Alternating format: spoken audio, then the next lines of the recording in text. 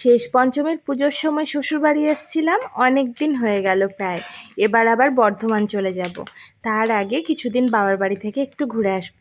তাই আজকে দেখো আমরা বেরিয়ে পড়েছি, আর মাম্মামকে টোটো করে নিয়ে যাচ্ছি। আর ওই যে তোমাদের দাদা ভাই বাইকে করে পিছনে আসছে, কারণ অনেকগুলো ব্যাগ বুক ছিল, তো সেই কারণেই আর কি আমরা টোটো করে যাচ্ছি।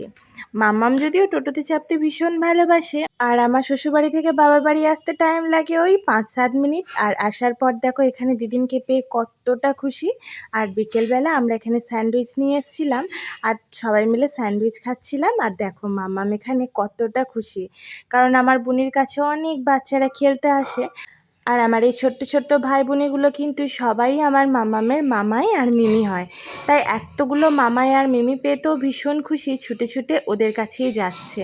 আর ওরা এখানে কত রকম খেলা করছে দেখো। এতগুলো মামাই মিমি পেয়ে মাম্মামকে এখন দেখে কে।